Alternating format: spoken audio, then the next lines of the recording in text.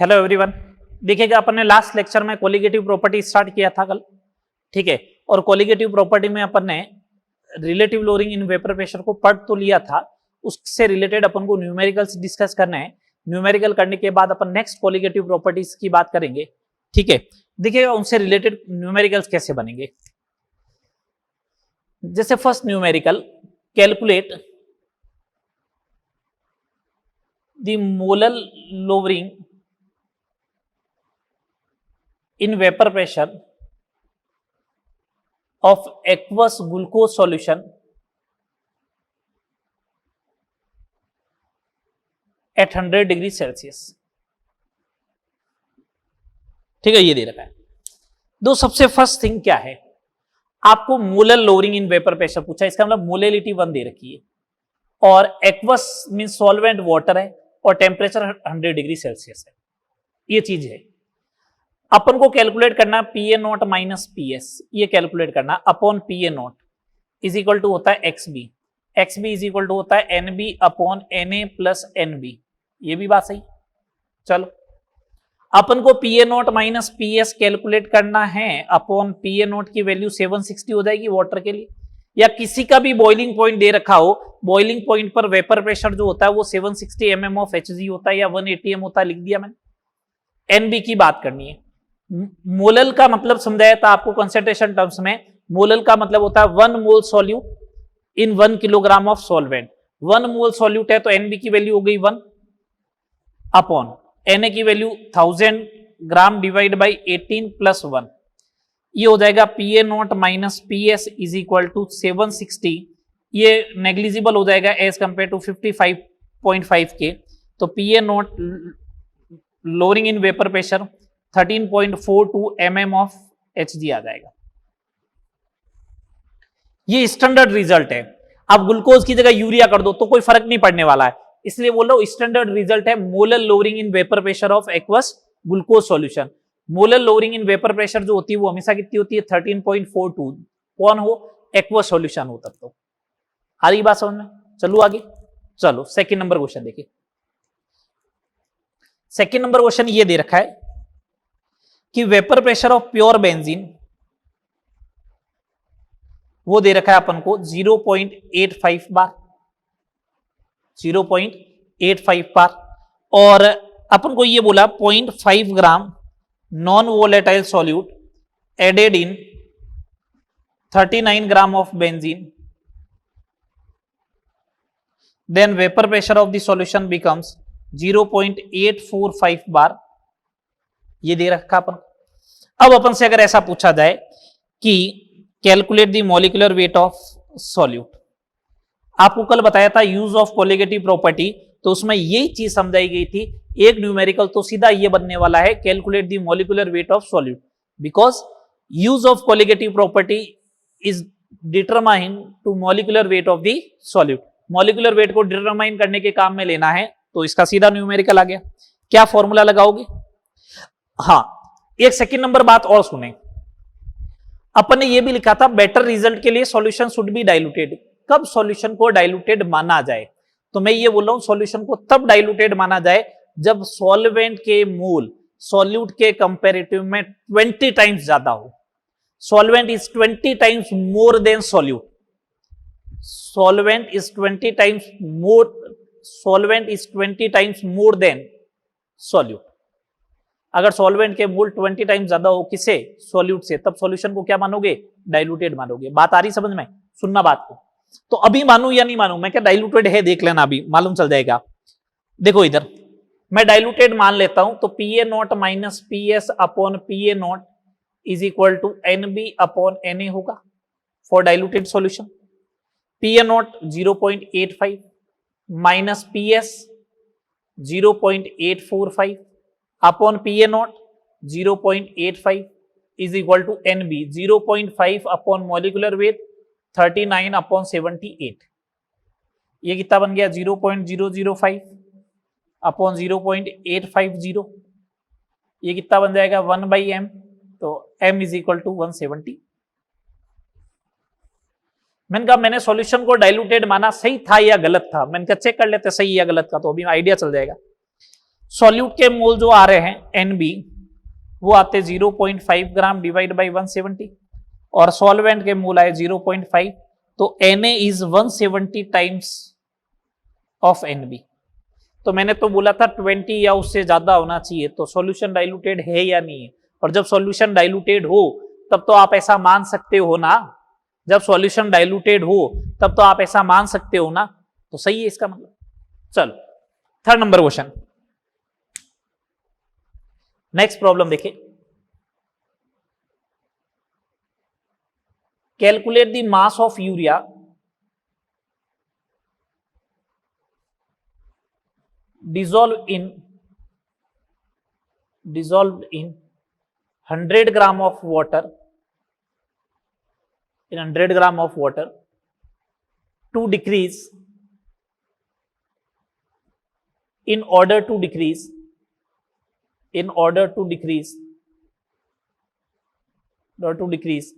the vapor pressure by 30%. Calculate the mass of urea dissolved in 100 gram of water in order to decrease the vapor pressure by 30%. Vapour pressure कितना percent decrease करवाना है? 30% decrease करवाना है।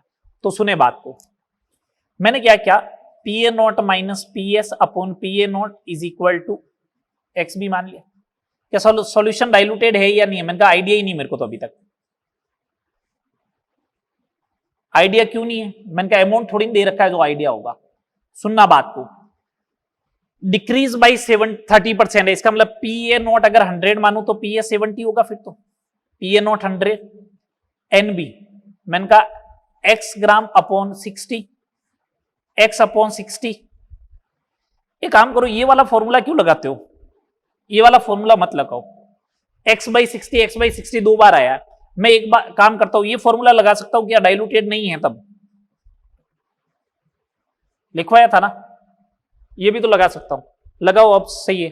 ये 100 है minus 70 upon 70, x by 60 और ये कितना हो जाएगा 100 अपॉन 80, यही आया 3/7 इंटू 18/100 एक्स बाई 60, यही बनेगा।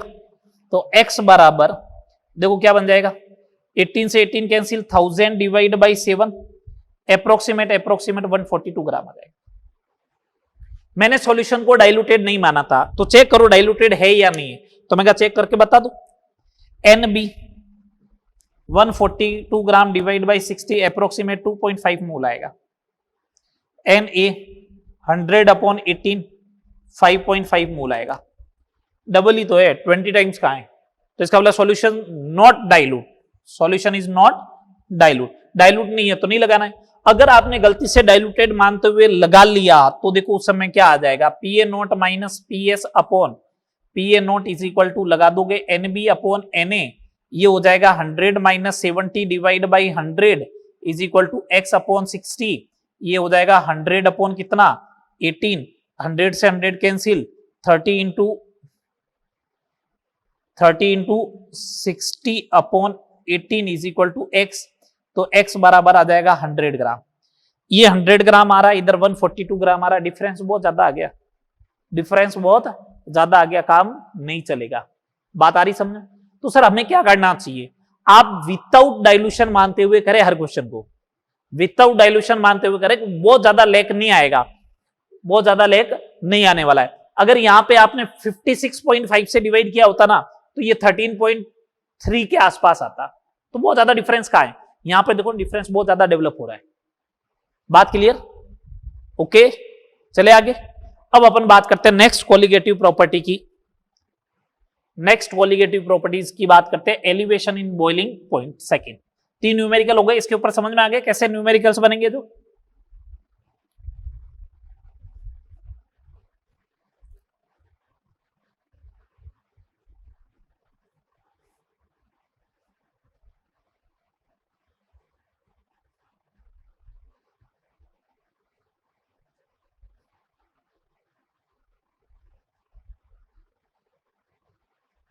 चलो इधर देखो, सेकेंड कोलिगेटिव प्रॉपर्टी थी एलिवेशन इन बॉइलिंग पॉइंट।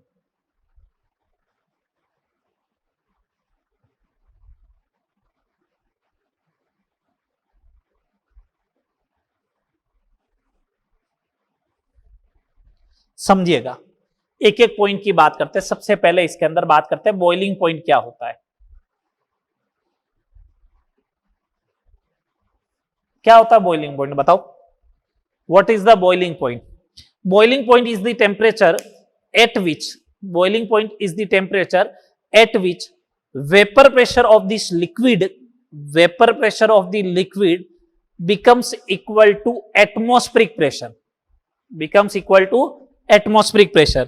तो इसकी डेफिनेशन क्या हो जाएगी? at which vapor pressure of liquid becomes equal to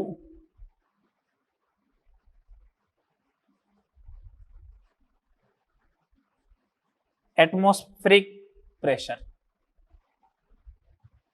atmospheric pressure कितना होता है जनरली? 1 atm। तो इसका मतलब मैं बोल दूं at boiling point vapour pressure is equal to 1 atm means 760 mm of Hg हो जाएगा। मैंने एक एग्जांपल लिया कि बॉइलिंग पॉइंट ऑफ H2O जो होता है वो 100 डिग्री सेल्सियस होता है। बॉइलिंग पॉइंट ऑफ वाटर कितना होता है? 100 डिग्री सेल्सियस होता है। इसका मतलब तो ये हो गया at 100 degree Celsius vapour pressure of H2O जो होगा प्योर वो 760 mm ऑफ Hg के बराबर आना चाहिए। बिल्कुल आएगा साहब। और इसका अपन ने यूज भी किया था न्यूमेरिकल्स के अंदर कि वेपर प्रेशर ऑफ H2O जो होता है वो 100 डिग्री सेल्सियस पे कितना होता है? 760 mm ऑफ Hg जो कभी देगा नहीं। क्यों? ये स्टैंडर्ड है ना। बॉइलिंग पॉइंट ऑफ वाटर तो अपन को मालूम है 100 डिग्री सेल्सियस होता है, तो बस उसके अकॉर्डिंग आया। तो बॉइलिंग पॉइंट तो ये आ गया। अब सुने सेकेंड नंबर बात। अब आपको मालूम है when non volatile solute, सुनना बात को ढंग से, when non volatile solute added in volatile solvent, when non volatile solute added in volatile solvent then vapor pressure of the solution decreases। सही बात है। when non volatile solute added in volatile solvent then vapor pressure of the solution decreases। अगर vapor pressure of the solution decreases then boiling point of the solution increases। Boiling point of the solution क्या होगा? Increases होगा। तो मैं ऐसा बोल दूं क्या, बॉइलिंग पॉइंट जो होता है वो इनवर्सली प्रोपोर्शनल टू होता है वेपर प्रेशर के। वेपर प्रेशर के इनवर्सली प्रोपोर्शनल टू होता है। When NVS is added in volatile solvent, when NVS added in volatile solvent then vapor pressure of solution decreases। अगर वेपर प्रेशर डिक्रीजेस हो गया तो बॉइलिंग पॉइंट क्या होगा? इंक्रीजेस होगा। Vapour pressure of the solution अगर डिक्रीजेस हुआ तो boiling point of the solution क्या हो जाएगा? इंक्रीजेस हो जाएगा। ये बात समझ में आ रही? इस बात को थोड़ा और समझो कि कैसे एक्सप्लेन कर सकते हो। सुनना बात को ढंग से, है ना। सुने बात को, सुने। मान लो यहां पे वेपर प्रेशर 760 है। आपके पास पहले प्योर सॉल्वेंट था, उसका वेपर प्रेशर मान लो किसी पर्टिकुलर टेम्परेचर पे 700 था। अब आप बोले बॉइलिंग पॉइंट कब आएगा? आप बोलोगे अगर मैं इसको गर्म करना स्टार्ट करूंगा तो वेपर प्रेशर बढ़ेगा और हीट करते करते एक टेम्परेचर ऐसा आएगा जब इसका वेपर प्रेशर 760 हो जाएगा, और जब वेपर प्रेशर, लिक्विड का वेपर प्रेशर 760 हो जाए तो बॉइलिंग पॉइंट आ गया। मैंने कहा ठीक है। मैंने कहा इतना ही तो बढ़ाना है, 60 बढ़ाना है तो 60 के करस्पॉन्डिंग टेम्परेचर दे दो। नॉन वोलेटाइल सॉल्यूट ऐड किया तो उसका वेपर प्रेशर हो जाएगा कम, 600 हो गया। मैं इस बार कितना बढ़ाना है? 600 से लेके 760 तक बढ़ाना है। 600 से 760 तक बढ़ाना है। इसका मतलब गैप बढ़ गया। गैप बढ़ गया तो इसका मतलब क्या हो गया? टेम्परेचर ज्यादा देना पड़ेगा। टेम्परेचर ज्यादा देना पड़ेगा तो इसका मतलब वेपर प्रेशर, बॉइलिंग पॉइंट भी क्या होगा? इंक्रीज होगा। ये देखो बॉइलिंग पॉइंट क्या हो जाएगा? इंक्रीज हो जाएगा। समझ में आ रही है बात? बॉइलिंग पॉइंट क्या हो जाएगा? इंक्रीज हो जाएगा। चलो आगे बात करो, बोलो आगे बात करें। चलो सुने बात को। सी नंबर पॉइंट की बात करते हैं। मैं ग्राफिकल रिप्रेजेंटेशन कर रहा हूं अब इसका। ग्राफिकल रिप्रेजेंटेशन देखिए बॉइलिंग पॉइंट कैसे बढ़ेगा। ग्राफिकल रिप्रेजेंटेशन की बात करते हैं। इधर टेम्परेचर है और इधर वेपर प्रेशर है, और यहां पे vapour pressure 760 mm of Hg है, मींस 1 atm है इस लाइन के करस्पॉन्डिंग। ठीक है। ये लीजिएगा साहब, ये लीजिए, पहले प्योर सॉल्वेंट था तो उसके लिए वेपर प्रेशर ऐसा है, ये वेपर प्रेशर आ गया प्योर सॉल्वेंट का। अगर आप थोड़ा कर्वेचर देना चाहते हो लाइन में तो ये कर्वेचर दे दो, ये कर्वेचर दे दिया आपने। ये सॉल्वेंट है, ये सॉल्वेंट है तो इसका वेपर प्रेशर का ग्राफ ऐसा बना। मैंने कहा बॉइलिंग पॉइंट क्या होगा, बॉइलिंग पॉइंट तो तभी डिफाइन होगा जब इसका वेपर प्रेशर 1 atm की लाइन के बराबर हो, तो यहां पे तो इसके करस्पॉन्डिंग जो टेम्परेचर होगा उसी को अपन क्या बोलेंगे, बॉइलिंग पॉइंट। इसका मतलब ये बॉइलिंग पॉइंट किसका है, सॉल्वेंट का। ये किसका बॉइलिंग पॉइंट है, सॉल्वेंट का है। बात आ रही समझ में, ये बॉइलिंग पॉइंट होगा सॉल्वेंट का। चलो नॉन वोलेटाइल सॉल्यूट ऐड किया तो बन गया सॉल्यूशन। सॉल्यूशन का वेपर प्रेशर क्या हुआ, कम। सॉल्यूशन का वेपर प्रेशर कम हुआ तो लाइन ऐसी आएगी। अगर ये लाइन ऐसी आएगी तो अब सुने बात को, अगर ये लाइन ऐसी आएगी तो बात को ढंग से सुनना। इसका बॉइलिंग पॉइंट कब आएगा, जब इसका वेपर प्रेशर 1 atm के बराबर हो जाए। ये लो 1 atm के बराबर कर दो, ये आ गया 1 atm के बराबर, आ गया 1 atm के बराबर। तो इसका मतलब इस वाले पॉइंट 1 atm के करस्पॉन्डिंग जो पॉइंट होगा वो बॉइलिंग पॉइंट किसका हो जाएगा, सॉल्यूशन को हो जाएगा। बोलो, तो पहले बॉइलिंग पॉइंट इतना था, अब इतना हो गया, तो इतना एलिवेशन हो गया डेल्टा टीबी। तो डेल्टा टीबी क्या है, what is the delta TB, delta TB is the elevation in boiling point, जो किसके बराबर होता है, boiling point of solution minus boiling point of pure solvent, इसके बराबर होता है। ये तो बात समझ में आई। अब सुनना बात को, delta TB is a colligative property, is a colligative property. और कोलिगेटिव प्रॉपर्टी मैंने आगे बताया था आपको किसके डायरेक्टली प्रोपोर्शनल टू होती है, मोलेलिटी के। किसके डायरेक्टली प्रोपोर्शनल टू होती है, मोलेलिटी के। लास्ट लेक्चर में बात की थी ना। तो delta TB is equal to KB into M हो जाएगा। Delta TB is equal to क्या हो जाएगा, केबी इंटू एम हो जाएगा। ठीक है बात। अब इस फॉर्मूले को और ज्यादा अगर आप ओपन करके लिखना चाहते हो तो ये हो जाएगा 1000 into Kb into W B upon M B into W A. W A gram में होना चाहिए। मैंने मोलिलिटी को ओपन करके लिखा, number of moles of solute upon mass of solvent kilogram में होना चाहिए। किलोग्राम में नहीं लिखा, ग्राम में, तो 1000 का मल्टीप्लाई किया तो ये बन गया।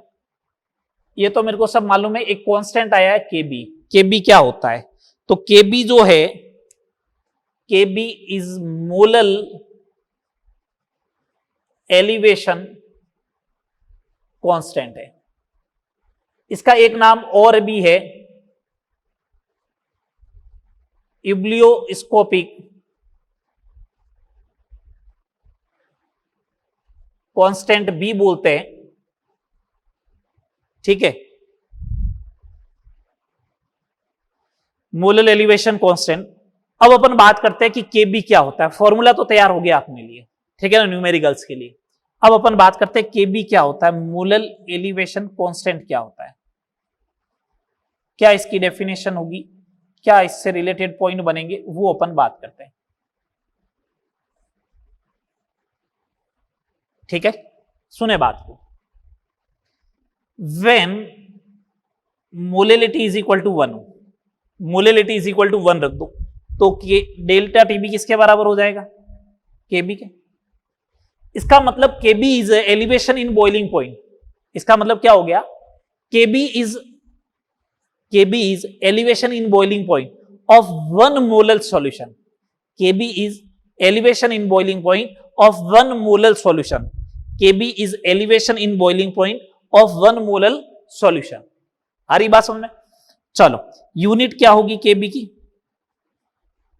Unit of KB. KB calculate करना है तो delta TB upon M. Delta TB होगा केल्विन पर मोलल, है ना। इसकी और भी यूनिट हो सकती है, डिग्री सेल्सियस पर मोलल भी हो सकती है। मोलल को लिखा मोल पर किलोग्राम, तो kelvin kilogram per mole means mole inverse. Kelvin kilogram per mole या मोल इनवर्स, ये क्या हो जाएगा, केबी की यूनिट हो जाएगी। मोलल एलिवेशन कांस्टेंट की क्या हो जाएगी, यूनिट हो जाएगी। बात आ रही समझ में। चलो आगे सुनना बात। इसके ऊपर न्यूमेरिकल तो नहीं बन सकता कभी, लेकिन केबी कैलकुलेट करवाने का एक तरीका है। कैसे कैलकुलेट करते हैं? फॉर्मूला है, याद रखें, M R T B square upon 1000 of the delta H B, या फिर R T B square upon 1000 of the L B. ठीक है, यहां पे कौन क्या है वो चेक कर ले। एम मॉलिक्यूलर वेट है of solvent, Kb is a property of solvent. एक सॉल्वेंट के लिए केबी की वैल्यू क्या रहेगी? फिक्स रहेगी। R is a gas constant, ठीक है। Tb is a boiling point of solvent,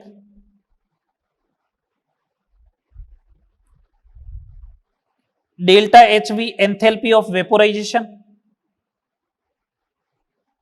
enthalpy of vaporisation, और LV latent heat of vaporisation.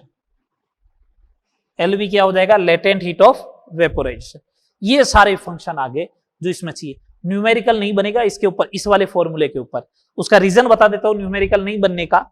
बेटा टीबी का स्क्वायर करना है, वाटर वाले केस में टीबी केल्विन में रखोगे तो 373 का स्क्वायर एक डिफिकल्ट टास्क है।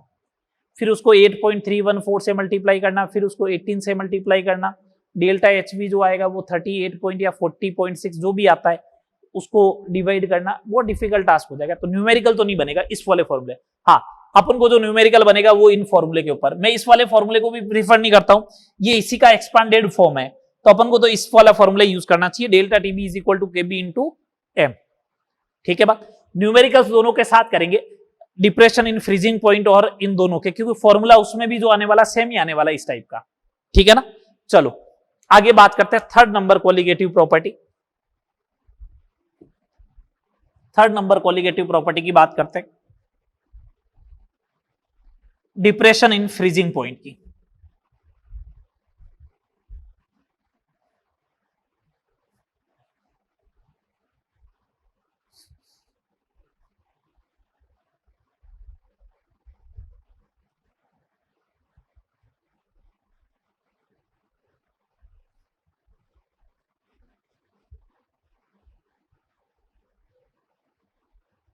चले देखिए आगे, third number,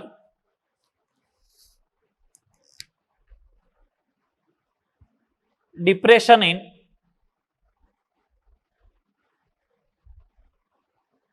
freezing point.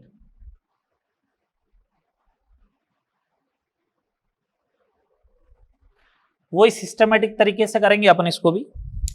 Depression in freezing point में सबसे फर्स्ट नंबर अगर अपन बात करें, सबसे फर्स्ट नंबर बात करें, what is the freezing point? What is the freezing point? इसकी बात करनी कि फ्रीजिंग पॉइंट क्या होता है। फ्रीजिंग पॉइंट एक ऐसा टेम्परेचर है, the temperature at which solid solvent and liquid solvent are in equilibrium. Solid solvent और लिक्विड सॉल्वेंट क्या हो? इक्विलिब्रियम में हो। इसका मतलब सॉलिड से लिक्विड में कन्वर्ट होने की रेट और लिक्विड से वापस सॉलिड में कन्वर्ट होने की रेट दोनों क्या हो? बराबर हो। उसी को अपन क्या बोलते हैं? ऐसे टेम्परेचर को क्या बोलते हैं? Freezing point. मैंने बोला solid solvent and liquid solvent are in equilibrium, mean solid से लिक्विड में कन्वर्ट होने की रेट और लिक्विड से वापस सॉलिड में कन्वर्ट होने की रेट क्या हो? अगर बराबर होती है तो उसी को अपन क्या बोलते हैं? फ्रीजिंग पॉइंट बोलते हैं। तो फ्रीजिंग पॉइंट की डेफिनेशन क्या हो जाएगी? द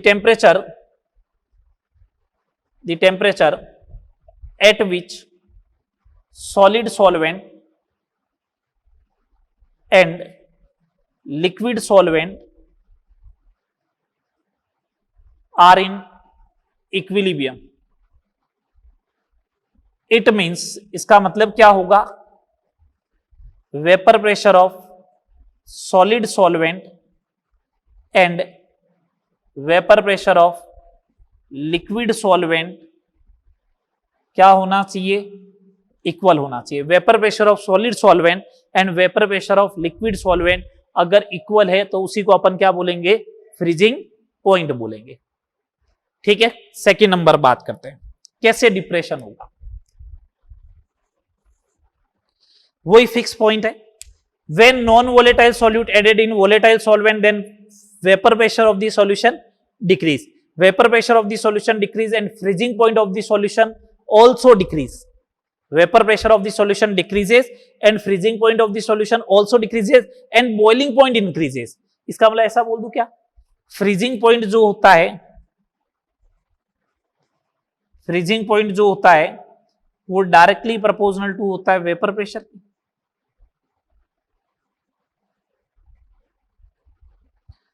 जब नॉन वोलेटाइल सॉल्यूट ऐड किया, when NVS is added, then vapour pressure of solution decreases, then freezing point of solution also decreases. Freezing point decreases हो गया तो इसी को अपन ने क्या बोला, कम होता है, डिक्रीज होता है तो उसे अपन बोलते हैं डिप्रेस हो गया, तो इसी को अपन क्या बोला, डिप्रेशन इन फ्रीजिंग पॉइंट। ठीक है, ग्राफिकल रिप्रेजेंटेशन देखो, उससे आपको आइडिया चलेगा रियलिटी में डिक्रीज हो भी रहा है या नहीं हो रहा है। इधर टेम्परेचर है, इधर वेपर प्रेशर है। ठीक है साहब, ये सॉलिड सॉल्वेंट का वेपर प्रेशर का ग्राफ आ गया, थोड़ा सा इंक्लाइन दे दो। ये किसका आ गया, सॉलिड सॉल्वेंट है। फ्रीजिंग पॉइंट कब डिफाइन होगा, कब फ्रीजिंग पॉइंट आएगा, जब सॉलिड सॉल्वेंट और लिक्विड सॉल्वेंट के वेपर प्रेशर क्या हो जाए, बराबर हो जाए, जहां पे ग्राफ टच कर जाए। मान लो ये ग्राफ ऐसा है, ये क्या है, लिक्विड सॉल्वेंट है, तो मेरे से पूछे कि बताओ सॉल्वेंट का फ्रीजिंग पॉइंट क्या होगा, मैंने कहा इस पॉइंट पे जाके दोनों बराबर हो गए, वेपर प्रेशर दोनों के बराबर आ रहे हैं, इसका मतलब ये फ्रीजिंग पॉइंट है किसका, सॉल्वेंट का। जब नॉन वोलेटाइल सॉल्यूट को अगर आपने ऐड किया है तो वेपर प्रेशर डिक्रीज हुआ है, तो वेपर प्रेशर डिक्रीज हुआ तो मैंने कहा ग्राफ ऐसा आएगा सॉल्यूशन के लिए। अगर ये सॉल्यूशन का ग्राफ है तो सॉल्यूशन का फ्रीजिंग पॉइंट जब सॉल्यूशन एंड लिक्विड सॉल्वेंट के क्या हो जाए, वेपर प्रेशर बराबर, तो ये फ्रीजिंग पॉइंट आ गया किसका, सॉल्यूशन का। ये लो आ गया, ये फ्रीजिंग पॉइंट किसका आ गया, सॉल्यूशन का आ जाएगा। ठीक है बात, अब सुने आगे बात को। पहले आ रहा था इतना, अब आया इतना, इसका मतलब इतना डिप्रेस हो गया, डेल्टा TF बोल दिया इसको मैंने फ्रीजिंग पॉइंट में इसलिए। तो डेल्टा TF है क्या, delta TF is depression in freezing point, depression in freezing point किसके बराबर होगा, delta TF freezing point of solvent minus freezing point of solution, इसी के बराबर होगा। ठीक है, delta TF is a colligative property, और अगर कोलिगेटिव प्रॉपर्टी है तो मोलेलिटी के डायरेक्टली प्रोपोर्शनल टू होगी, तो delta TF is equal to KF into M। मैं ओपन फॉर्मूला नहीं लिख रहा हूं, ये फॉर्मूला मैंने लास्ट में भी बोला था, KB इंटू M आया था, यहां पे KF इंटू M आ रहा है, इसी को अपन को याद रखना है।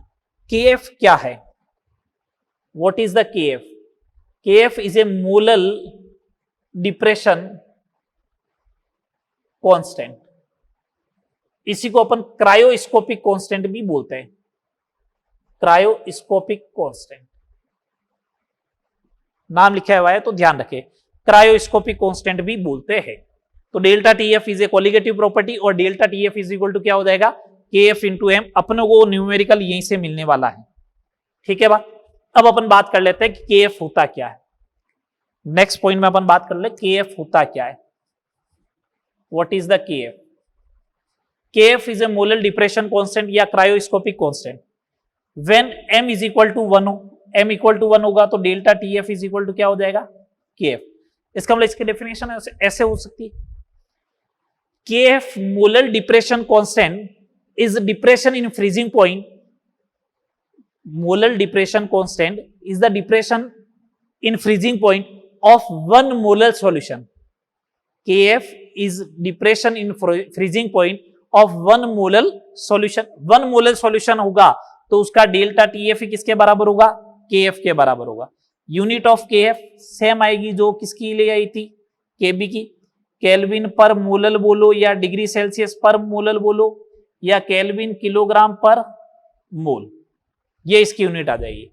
अच्छा, KF कैलकुलेट करने का तरीका वही MRTF का square upon 1000 of the delta HF, या फिर RTF का square upon 1000 of the LF, ये होगा। तो सुने बात को, बाकी सब तो सेम है। टीएफ क्या है वो देख ले। TF freezing point of solution, sorry solvent.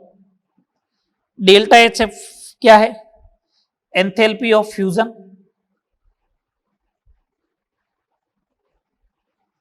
And LF जो है वो लेटेंट हीट ऑफ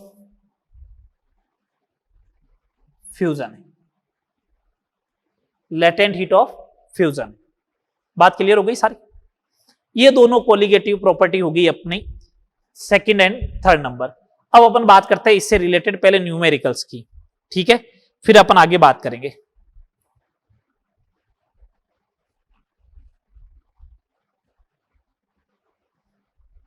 दोनों के न्यूमेरिकल सेम ही है, इसलिए अपन किसी एक के न्यूमेरिकल कर लेते। एक में एलिवेशन इन बॉइलिंग पॉइंट लिखा हुआ आएगा, तो दूसरे में क्या आएगा, डिप्रेशन इन फ्रीजिंग पॉइंट। करने का तरीका सेम ही है, दोनों के फॉर्मूले भी सेम है। केबी की जगह केएफ रखना होता है बस, ठीक है। जैसे देखो न्यूमेरिकल्स देखो, इसके ऊपर क्या क्या बनेंगे।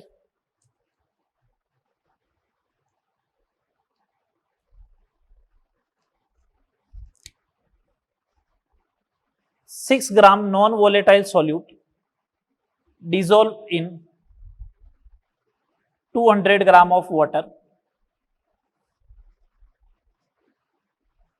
The elevation in boiling point,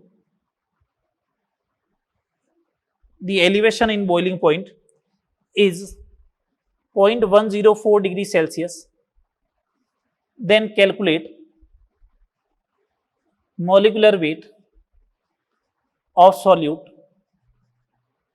if Kb for water is 0.52 Kelvin per molar. ठीक है। जो सबसे ज्यादा कंफ्यूजन होता है, जो सबसे ज्यादा कंफ्यूजन होता है वो इस बात का होता है, केबी तो आपको देगा केल्विन में और डेल्टा टीबी दे रखा है डिग्री सेल्सियस में। एक बात बताओ, ये डेल्टा टीबी जो है ना, ये दे रखा है टेम्परेचर का डिफरेंस है ना। टेम्परेचर का डिफरेंस तो चाहे डिग्री सेल्सियस में हो या केल्विन में हो, कोई फर्क पड़ता है क्या? नहीं पड़ेगा। टेम्परेचर का डिफरेंस डिग्री सेल्सियस में हो या केल्विन में हो, कोई फर्क पड़ता है क्या? नहीं पड़ता है। तो दोनों बराबर होंगे। लगाओ formula, delta TB is equal to KB into M. Formula लगाना है तो ये 0.104, ये 0.52, मोलेलिटी मेरे को मालूम नहीं है 6 ग्राम अपॉन मोलिकुलर वेट, ये 200 और ऊपर आ जाएगा 1000। ठीक है, तो ये हो जाएगा 5 टाइम्स हो जाएगा, यहां पे कैंसिल आउट। तो मोलिकुलर वेट कितना हो जाएगा देखो, 0.52 अपॉन 30 इंटू 30, 0.104। यही हुआ। बोलो, एक काम करो, ये 520 हो जाएगा, 5 टाइम्स 150 आ जाएगा मोलिकुलर वेट इसका। मोलिकुलर वेट कितना आ जाएगा? 150। हो गया सॉल्व। चलिए नेक्स्ट प्रॉब्लम देखिए।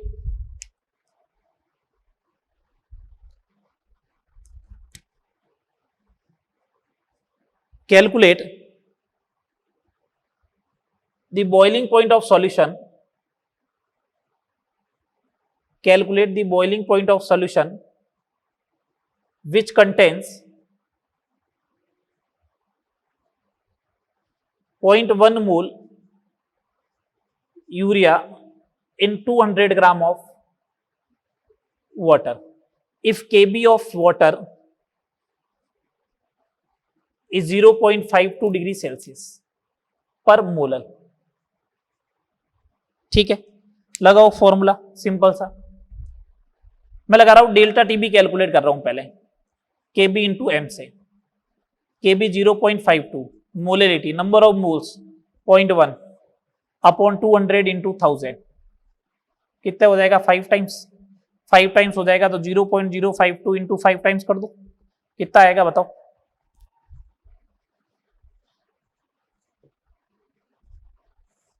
ये केल्विन में बोलो या सेम ही बात होगी। अब डेल्टा टीबी क्या होता है? Boiling point of solution minus boiling point of solvent. Solvent कौन होगा? वाटर। तो ये है 0.26 डिग्री सेल्सियस, ये मेरे को कैलकुलेट करना है। वाटर का होता है 100 डिग्री सेल्सियस, तो बॉइलिंग पॉइंट ऑफ सॉल्यूशन कितना हो जाएगा बोलो? 100 प्लस 0.26 मीन्स 100.26 डिग्री सेल्सियस हो जाएगा। ठीक है बात, आ रही बात समझ में? और देखो problem,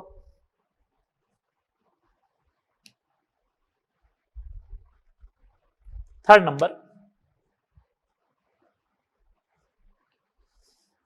684 gram sugar dissolved in 1 kilogram of water. Calculate the freezing point of solution. KF for water जो दे रखा है वो दे रखा है 1.86 केल्विन किलोग्राम पर मोल, 1.86 केल्विन किलोग्राम पर मोल दे रखा है। ठीक है, अगर मेरे को ये कैलकुलेट करना है तो सबसे पहले मेरे को डेल्टा टीएफ कैलकुलेट करना पड़ेगा और उसका फॉर्मूला होता है KF into M. 1.86 684 divide by 342 number of moles upon 1 kilogram, कितना आ जाएगा 1.86 इंटू 2 कितना 3.72 डिग्री सेल्सियस बोलो या 3.72 केल्विन बोलो, कोई फर्क नहीं पड़ता है। डेल्टा टीएफ क्या होता है?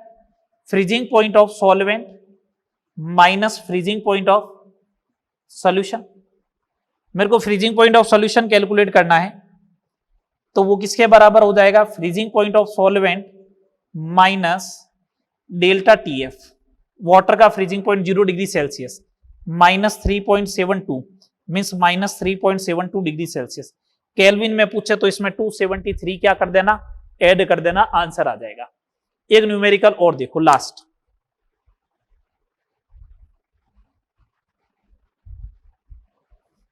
एक लास्ट न्यूमेरिकल देख लो, फिर ये क्वालिटेटिव प्रॉपर्टी कंप्लीट हो जाएगी। नेक्स्ट लेक्चर में नई क्वालिटेटिव प्रॉपर्टी स्टार्ट करेंगे।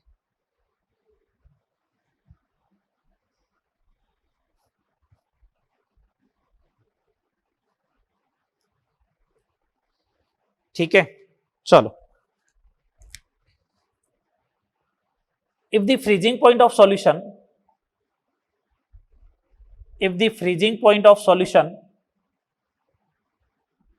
is minus 0.372 degree Celsius, then boiling point of same solution क्या होगा? KB for water दे रखा है 0.52 डिग्री सेल्सियस पर molar and KF for water दे रखा है 1.86 केल्विन पर मोलर या डिग्री सेल्सियस पर मोलर ले लो, कोई फर्क नहीं पड़ेगा। यहां पे एक वर्ड बोला गया सेम सॉल्यूशन।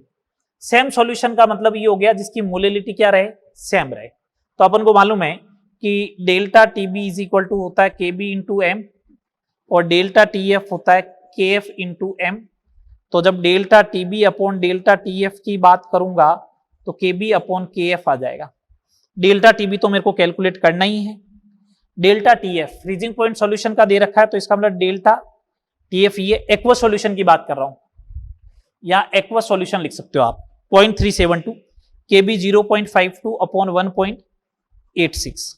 ठीक है, तो डेल्टा टीबी जो आएगा वो कितना आ जाएगा, देखो 0.104 आ जाएगा, यहां से कैलकुलेट कर लो। तो बॉइलिंग पॉइंट ऑफ सॉल्यूशन कितना हो जाएगा